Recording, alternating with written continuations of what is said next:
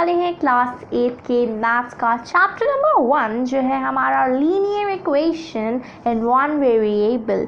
तो इसमें हम लोग देखने वाले हैं लीनियर इक्वेशन क्या होता है, वेरिएबल्स क्या होते हैं, वन वेरिएबल क्या होता है। उससे पहले प्लीज़ मेरे चैनल को सब्सक्राइब कर दीजिए और बेल आइकन दबा दीजिए जिससे आने वाली सारी वीडियो की नोटिफिकेशन आपको जल्द से जल्द मिल जाए। और अगर आपकी वीडियो अच्छी लगती है तो इस वीडियो को लाइक कर दीजिए और अपने फैमिलीज और फ्रेंड्स के साथ शेयर कर दीजिए। So let's go. सो अब हम पहले देखते हैं कि लीनियर इक्वेशन क्या होता है। लीनियर इक्वेशन समझने से पहले हम देखते हैं इक्वेशन क्या होता है, ठीक है। एंड इक्वेशन को समझने से पहले हम देखते हैं एक्सप्रेशन।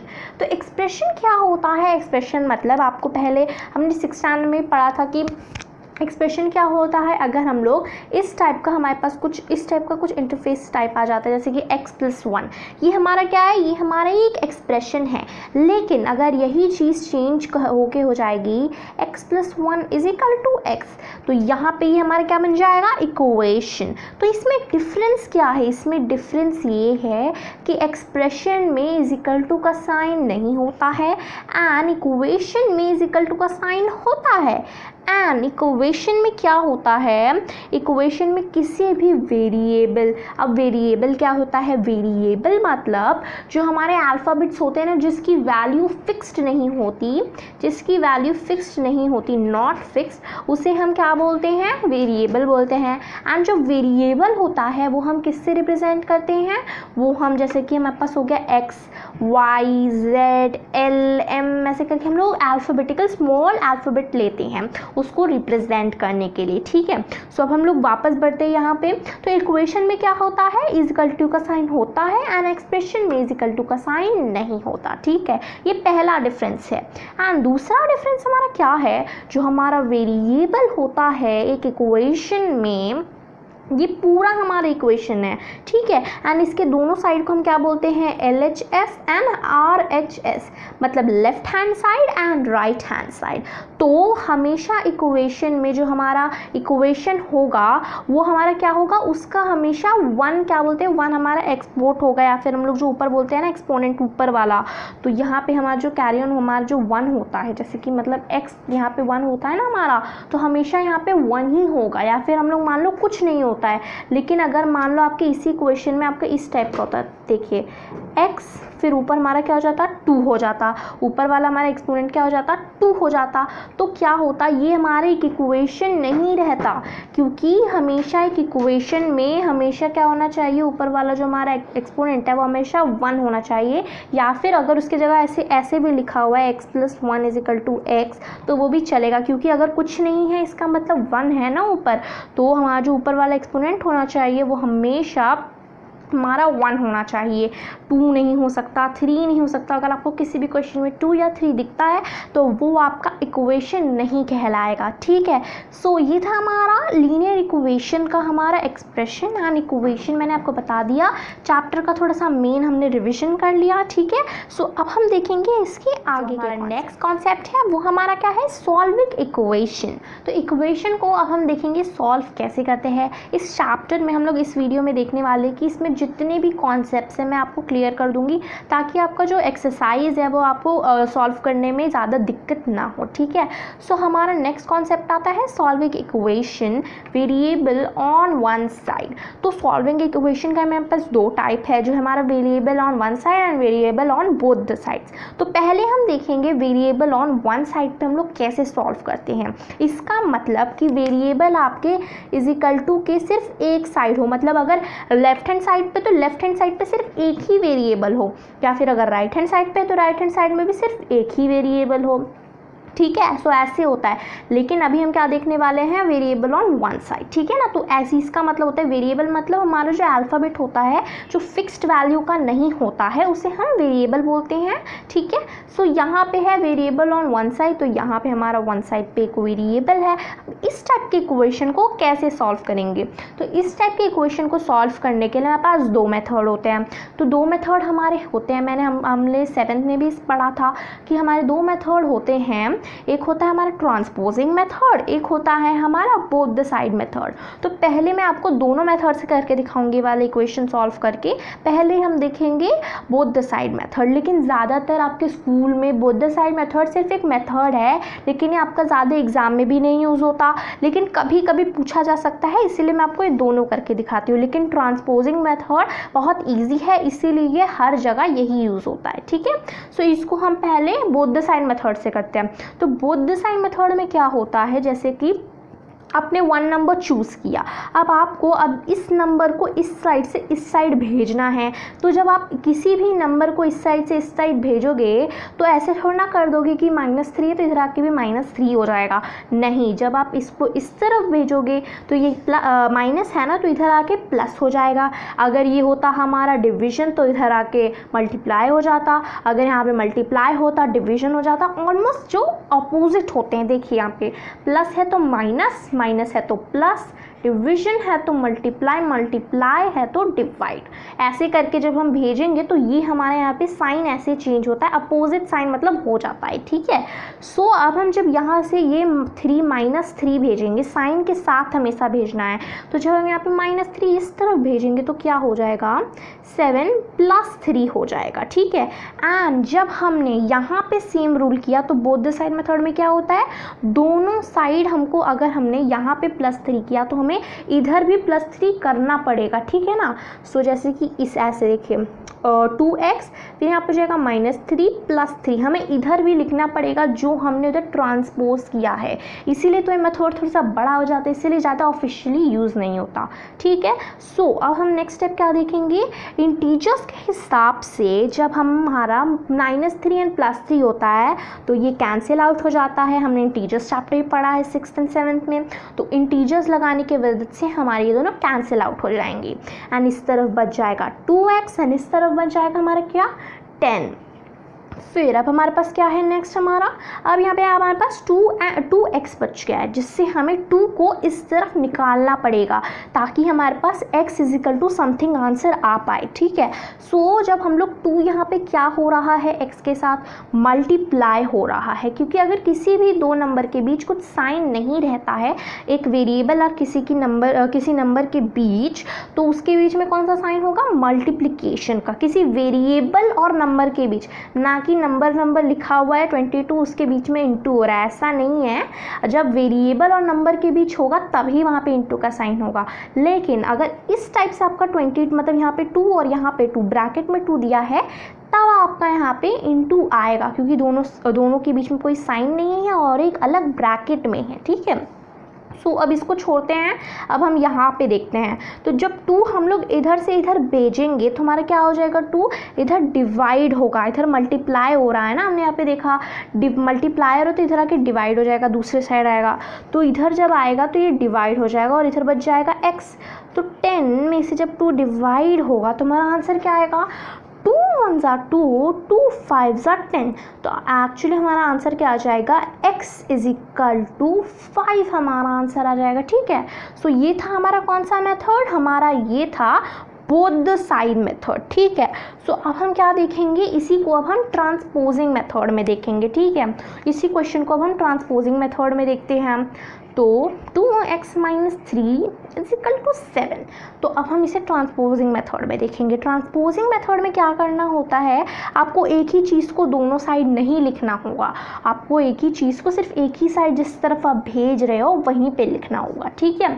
सो अब हम यहाँ पे करते हैं, जब हम यहाँ से -3 को भेजेंगे उस तरफ तो क्या हो जाएगा, +3 हो जाएगा।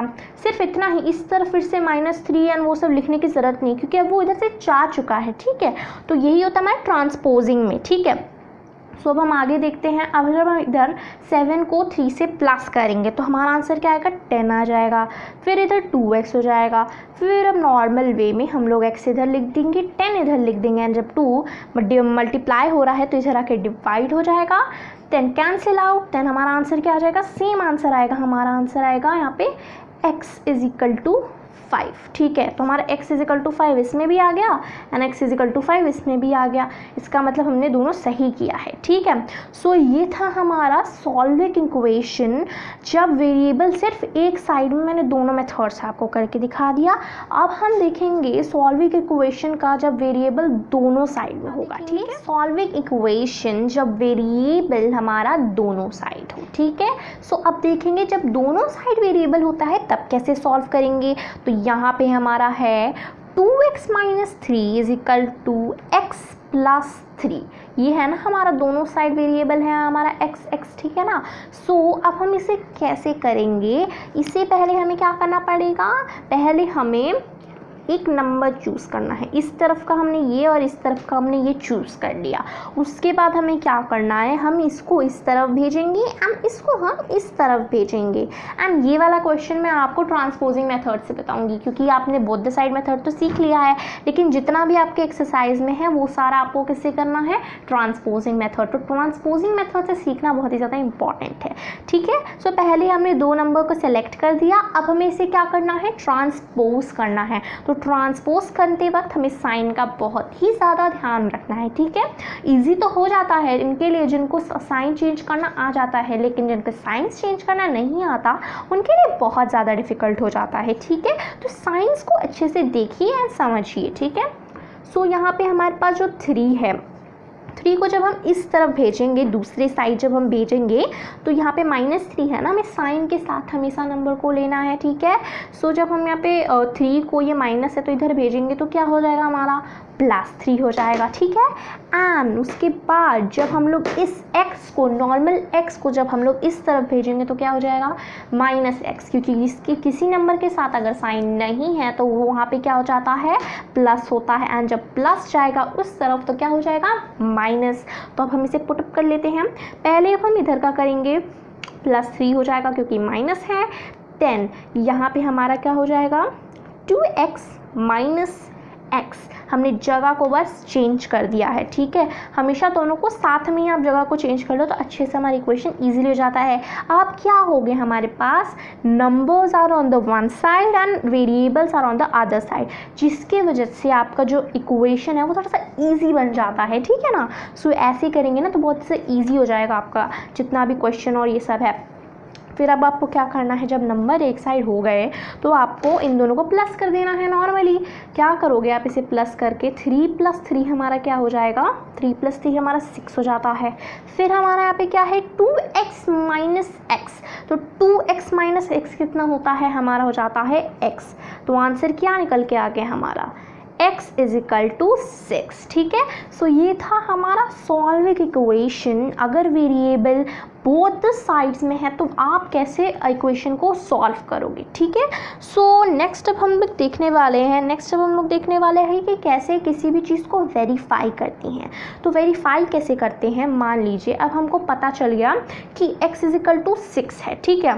सो अब हम इसी क्वेश्चन को ले लेते हैं फिर से, 2x minus 3 is equal to x plus 3, ठीक है। अब हमने यही वाला क्वेश्चन फिर से ले लिया। अब हमको क्या दिया होगा, आपके एक एक्सरसाइज में बहुत सारे इस तरह के भी क्वेश्चन हैं कि आपके पास दिया हुआ है, if x is equal to 6 then verify the question. तो इसका मतलब क्या होगा, अगर आपको दिया हुआ है x इज इक्वल टू 6 तो आपको पूरे इक्वेशन में जहाँ जहाँ x दिया हुआ है वहाँ पे आपको जो क्वेश्चन में दिया है ना x इज इक्वल टू 6, वहीं आपको वो x पुटअप कर लेना है, ठीक है ना। आपको उसको प्लॉट कर लेना है जहाँ जहाँ x दिया है, क्योंकि यहाँ पे क्या है, x इज इक्वल टू 6। तो मैं आपको करके दिखाती हूँ कैसे। तो जहाँ पे आपको x दिया है, 2 के बगल में हमको x दिया है, तो वहाँ पे हम क्या ले लेंगे, यहाँ पे हम ले लेंगे 6, क्योंकि हमको बोला है कि x इज इक्वल टू 6। फिर यहाँ पे -3 ले लेंगे, फिर हम क्या ले लेंगे, x की जगह 6 ले लेंगे, फिर हम ले लेंगे प्लस एंड यहाँ पे हम ले लेंगे 3, ठीक है। तो ये हमारा क्या हो गया, हमने जहाँ जहाँ x था वहाँ पे हमने 6 ले लिया। अब इसे हम लोग नॉर्मल तरीके से जैसे सॉल्व करते हैं किसी भी चीज़ को प्लस करके माइनस करके, वैसे हम इसे सॉल्व कर लेंगे, ठीक है। तो पहले अब इस साइड का देखते हैं। तो जब हम लोग इसके 6 में से 3 प्लस करेंगे तो कितना आंसर आता है, 9 आंसर आता है। एंड फिर यहाँ पे हमारा क्या है, 6 × 2 हो रहा है, क्योंकि एक मैंने आपको बताया था ना ब्रैकेट और यहाँ पे इस टाइप का, इसके बीच में कोई साइन नहीं है, इसका मतलब मल्टीप्लिकेशन का साइन है, ठीक है। सो अब हम लोग करेंगे 6 - 6 एंड 6 × 2 = 12, तो 12 यहाँ पे आ जाएगा। देन हमारे पास क्या हो जाएगा, 12 - 3। तो जब हम लोग 12 - 3 करते हैं तो हमारे पास आंसर क्या आ जाता है, हमारे पास आंसर आ जाता है 10, ठीक है ना। तो जब हम लोग 12 - 3 करेंगे हमारे पास आंसर आ जाता है 10, या फिर हमारे पास आंसर आ जाएगा 9, हमारे पास आंसर आ जाएगा 9। तो हमारा क्या हो गया, इक्वेशन हमारा इक्वल हो गया। जब हमारे पास आंसर इक्वल आ जाता है इसका मतलब क्या हो जाएगा, हमने वेरीफाई सही किया है। इसका मतलब क्वेश्चन में जो दिया हुआ है x = 6 ये सही का है। अगर हमने यहाँ पे 6 प्लॉट करके आंसर निकाला तो अगर हमारा आंसर मतलब लाइक हमारा आंसर दोनों left hand side and right hand side में सेम आ गया, तो जो हमारे क्वेश्चन में पूछा है ना कि वेरीफाई दैट x = 6, तो हमारा आंसर क्या हो जाएगा, yes therefore x = 6 because the left hand side and right hand side are equal, ठीक है। सो ऐसे हम किसी भी चीज़ को वेरीफाई करते हैं। आपको क्या करना है, उसकी जगह बस प्लॉट कर लेना है, एंड अगर left hand side and right hand side का आंसर सेम आया तब आपको क्या करना है, आंसर में लिख देना है कि therefore left hand side and right hand side are equal, therefore x = 6 is also equal, ठीक है। सो ये था हमारा सॉल्विंग इक्वेशन वेरिएबल अगर बोथ साइड में है, ठीक है। सो अब हम क्या देखने वाले हैं, फॉर्मिंग इक्वेशन। तो हमारा क्या है, फॉर्मिंग इक्वेशन। तो इक्वेशन को सॉल्व करने से पहले इक्वेशन को फॉर्म भी तो करना पड़ेगा ना। तो जैसे कि हम लोग एक एग्जांपल ले लेते हैं, आपको एक क्वेश्चन में आपके बहुत सारे दिए हुए एक्सरसाइज में आपके क्वेश्चन दिए हुए हैं, ठीक है ना। अब आपको उसका इक्वेशन फॉर्म करना है, तभी तो आप उसका आंसर निकाल पाओगे कि x = या y = समथिंग क्या है आंसर। तो पहले हम इसको फॉर्मिंग इक्वेशन कैसे फॉर्म करते हैं उसका एक एग्जांपल ले लेते हैं। तो जैसे कि मेरे पास क्वेश्चन है, सम ऑफ 2 नंबर इज, पहले क्या आपके पास सम ऑफ 2 नंबर इज 74। इससे आपको क्या पता चल रहा है कि 2 नंबर का क्या सम 74 है, ठीक है। आगे का देखते हैं अब, one number is 10 more than other, ठीक है। तो हमारी ये क्वेश्चन है, अब हमें इससे क्या फॉर्म करना है, इक्वेशन फॉर्म करना है। तो हमारा क्वेश्चन क्या है, सम ऑफ 2 नंबर इज 74। 2 नंबर का जो सम है, 2 नंबर का जो सम है, सम मतलब क्या होता है हमारा एडिशन, वो हमारा क्या है = 74। इतना तो हमें पता चल रहा है ना, 2 नंबर का सम है, यहाँ पे हमारा नंबर है यहाँ पे डैश में, और उनका जो सम है वो हमारा क्या है टोटल 74। तो = के इस साइड क्या रहेगा 74, ठीक है। फिर नेक्स्ट क्या होगा, नंबर क्या नेक्स्ट हमारा होगा, 1 number is 10 more than other। तो दूसरा हमारे पास क्या इन्फॉर्मेशन दिया हुआ है, 1 नंबर, इसमें से जो एक नंबर है वो 10 more than other है। वो जो 1 नंबर है वो हमारा 10 more than other है। तो हम लोग जो नंबर है उसे पहले हम क्या मान लेते हैं, x, दूसरे नंबर को हम x मान लेते हैं। तो उसके आगे वाले और उसके अलग वाले नंबर को हम क्या मानेंगे, तो उसके बारे में हमें इन्फॉर्मेशन दी हुई है कि जो वो वाला नंबर है वो हमारा 10 more than other है। तो पहले वाले को हमने x मान लिया, ठीक है ना। x मतलब कुछ नहीं, उसका वैल्यू फिक्स नहीं है, ठीक है ना, हमने उसको x मान लिया। तो दूसरा क्या होगा, x + 10 हो जाएगा ना, क्योंकि 10 more than अदर नंबर है। अदर नंबर अगर x हुआ तो 10 more than हमारा मतलब 10 more than अदर नंबर क्या होगा, x + 10, वो नंबर और उसमें से बस 10 more than मतलब प्लस, ठीक है। तो ये हमारा यहाँ पे क्या बन जाएगा, एक इक्वेशन बन जाएगा, x + 10 = 74। अब जब आपको यहाँ पे इक्वेशन मिल गई है, हमें इक्वेशन मिल गई है x + 10 = 74। अब इसे सॉल्व करना तो बहुत इजी हो जाएगा ना। अब हम इसे सॉल्व कर लेते हैं, ठीक है। सो हमें फॉर्मिंग इक्वेशन में ध्यान रखना होता है कि सम का मतलब क्या होता है। देखिए बहुत सारी चीज़ें होती है, जैसे कि सम कहीं पे आपको सम लिखा है, सम का मतलब दूसरे चीज़ों का उसका मतलब कि किसी भी दो नंबर का हमारा जो आंसर होता है ना, प्लस करने पे जो आंसर आता है उसे हम सम बोलते हैं। जो एडिशन का आंसर होता है नॉर्मल शब्दों में उसे सम बोलते हैं। जो माइनस का आंसर होता है उसे हम क्या बोलते हैं, उसे हम बोलते हैं डिफरेंस बोलते हैं। जो माइनस करके किसी भी दो चीज़ का जो आंसर आता है, आंसर को हम डिफरेंस बोलते हैं, ठीक है। एंड अगर किन्हीं भी दो चीज़ों को मल्टीप्लाई करें तो उसका आंसर क्या हो जाता है, प्रोडक्ट हो जाता है हमारा उसका आंसर, उस आंसर को हम प्रोडक्ट बोलते हैं, ठीक है ना। एंड अगर हम किन्हीं भी दो चीज़ों को डिवाइड करें तो जो उसका आंसर होगा वो हमारा क्या होगा, कोशेंट होगा या फिर रिमाइंडर होगा। उसके दो होते हैं, एक जो ऊपर हमारे पास आंसर आता है, ऊपर आंसर आता है, एंड जो नीचे आंसर आता है डैश में, तो वो हमारा क्या हो जाता है, कोशेंट एंड रिमाइंडर, वो हमारे उसके हो जाते हैं आंसर, ठीक है। सो यहाँ पे आपको हर चीज़ को ध्यान रखना है, मोर देन है, लेस देन है, आपको ये सब कुछ ध्यान रखना है, ठीक है ना। मल्टीप्लाई हो रहा है तभी आप एक अच्छे से इक्वेशन फॉर्म कर लेंगे, ठीक है ना। सो अब हम देखने वाले हैं इसका नेक्स्ट सब टॉपिक, जो हमारा क्या है, क्रॉस मल्टीप्लिकेशन। देखने वाले हैं, अब हम देखने वाले हैं क्रॉस मल्टीप्लिकेशन। तो ये हमारा क्या है, लास्ट कॉन्सेप्ट है इस चैप्टर का। तब इसके बाद आपका चैप्टर पूरा खत्म हो जाएगा, मतलब इसके पूरे जितने भी कॉन्सेप्ट्स हैं वो हमारे ऑलमोस्ट खत्म हो जाएंगे, ठीक है। सो जो हमारा क्रॉस मल्टीप्लिकेशन है वो क्या होता है, क्रॉस मल्टीप्लिकेशन मतलब जो आपका लास्ट एक्सरसाइज है ना, आपने नोटिस किया होगा आपका जो लास्ट एक्सरसाइज है उसमें कुछ इस टाइप के क्वेश्चंस दिए हुए हैं, एंड आप लोग देख के वो सच्ची में आप लोग उसको समझ नहीं पा रहे होगे उस क्वेश्चंस को, मेरे को पता है। तो इस टाइप के क्वेश्चन को कैसे सॉल्व करते हैं, क्योंकि ये फ्रैक्शन भी हैं, फिर वेरिएबल्स भी हैं बहुत सारे, फिर क्या बोलते हैं इसको अलग अलग बहुत सारे टर्म्स में दिया हुआ है। तो इस टाइप के क्वेश्चंस को कैसे करते हैं, इस टाइप के क्वेश्चन को आपको ईजी, सबसे ईजी मेथड है क्रॉस मल्टीप्लिकेशन, जिससे आपके जितने भी ये बार दिख रहे हैं वो सारे तो हट जाएंगे और आपका एकदम ईजिली सॉल्व हो जाएगा क्वेश्चन। तो क्रॉस मल्टीप्लिकेशन क्या होता है, क्रॉस मल्टीप्लिकेशन मतलब क्रॉस हम इस टाइप से बनाते हैं, ठीक है। सो आपको इस क्रॉस मल्टीप्लिकेशन में क्या करना है, आपको वन साइड से दूसरी साइड में ट्रांसपोज करना है, वो भी क्रॉस मल्टीप्लिकेशन के रूल से। मतलब आपको क्रॉस वे में इसे ट्रांसफ़र करना है, जैसे कि मैं लिख के दिखाती हूँ। इजिकल टू में आपका यहाँ पे क्या हो जाएगा, इजिकल टू में आपका ये जो 8 है वो आपका इस तरफ आ जाएगा, एंड वो भी इसके साथ। तो यहाँ पे 8 हमारा क्या हो रहा है, डिवाइड हो रहा है, तो उधर जाएगा तो क्या हो जाएगा, डिवाइड हो रहा है तो उधर जाके मल्टीप्लाई हो जाएगा। तो यहाँ पे हम अब क्या लिखेंगे, यहाँ पे हम लोग इसको हटा देते हैं, यहाँ पे हम क्या लिखेंगे, x प्लस 1, एंड यहाँ पे हमारे पास हो जाएगा 8, क्योंकि ये इधर डिवाइड है, उधर जा रहा है ना, हमारा डिवाइड हो रहा है, तो ये उधर जा रहा है, तुम्हारा मल्टीप्लाई हो जाएगा। फिर हम लोग इजिकल टू लगा देंगे, फिर जो ये वाला नंबर है ये हमारा इस तरफ जा रहा है, ये हमको एरो दिखा रहा है ना कि ये वाला नंबर इधर जा रहा है, ये वाला नंबर इधर जा रहा है। तो जब हमारा लेफ्ट हैंड साइड का नंबर उस तरफ जाएगा राइट हैंड साइड में, तो यहाँ पे ये क्या हो रहा है, यहाँ पे ये प्लस हो रहा है, मतलब यहाँ पे डिवाइड है ना, तो यहाँ पे भी सेम हो जाएगा। देखिए यहाँ पे हमारा 2x प्लस 3 हो जाएगा यहाँ पे, ठीक है ना, क्योंकि ये वाला नंबर यहाँ पे क्या हो रहा है, पूरा नंबर यहाँ पे इस वाले नंबर से डिवाइड हो रहा है, तो इधर आके इसके साथ क्या हो जाएगा, मल्टीप्लाई हो जाएगा, ठीक है। हम लोग इसको फिर से समझते हैं।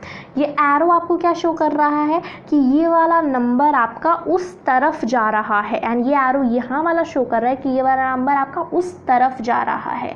तो यहाँ पे हमारा जो 8 है ये इधर यहाँ पे क्या हो रहा है, डिवाइड हो रहा है, तो इधर आके ये मल्टीप्लाई हो जा रहा है, एंड जो ये पूरा हमारा ये इक्वेशन है इस तरफ क्या हो रहा है, डिवाइड हो रहा है, तो इधर आगे क्या हो जा रहा है, मल्टीप्लाई हो जा रहा है, ठीक है। सो बस हमारा आ गया एकदम नॉर्मल से, विदाउट बार्स, हमारे जितने भी बार्स यहाँ पे फ्रैक्शन वाले वो सारे बार हमारे हट गए। अब हम इसे नॉर्मल वे में कर सकते हैं। तो नॉर्मल वे में अब हम इसे कैसे करेंगे, अब हम इसको देख लेते हैं, ठीक है। अब हम इसे नॉर्मल वे में कैसे करेंगे, पहले आपको क्या करना है, पहले आपको जो 8 है ना इसे आपको दोनों साइड में मल्टीप्लाई कर लेना है, ठीक है। तो जब आप 8 को यहाँ पे पूरे दोनों साइड में मल्टीप्लाई कर दोगे, क्योंकि जो हमारा डिस्ट्रीब्यूटिव प्रॉपर्टी होता है उसमें हमने देखा था कि अगर यहाँ पे कोई मल्टीप्लाई हो रहा है ब्रैकेट के बाहर, तो आपको क्या करना होता है, इनको दोनों साइड से अंदर मल्टीप्लाई कर देंगे, तो हमारे पास क्या आ जाएगा, 8x आ जाएगा, उसके बाद 8 8 1 ज़ा 8 आ जाएगा, बीच में प्लस का साइन होगा।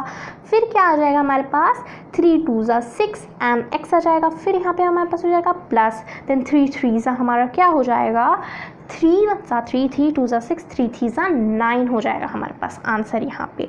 सो अब नेक्स्ट स्टेप आप लोगों को पता होगा जो मैंने अभी आपको बताया था कि अगर इस टाइप का कुछ हमारे पास इंटरफेस आ जाता है तब हमें क्या करना होता है, तब हमें 2 नंबर सेलेक्ट करने होते हैं, उसे ट्रांसपोज करना होता है एंड नॉर्मली हमारा आंसर आ जाता है। ठीक है, क्योंकि एक तरफ हमारे वेरिएबल्स हो जाएंगे, एक तरफ हमारे नंबर हो जाएंगे। ठीक है, सो ये था हमारा क्रॉस मल्टीप्लिकेशन एंड ये था हमारा last concept linear equation in one variable chapter number 2 का हमारा लास्ट कॉन्सेप्ट। ठीक है, एंड प्लीज़ मेरे चैनल को सब्सक्राइब कर दीजिए और बेल आइकन दबा दीजिए, जिससे मेरे को बहुत ज़्यादा मोटिवेशन मिलती है और वीडियोस बनाने के लिए। ठीक है, एंड अगर आपको ये वीडियो अच्छी लगती है तो इस वीडियो को अपने फ्रेंड्स एंड फैमिली के साथ शेयर कीजिए और इस वीडियो को लाइक दे दीजिए। Thank you.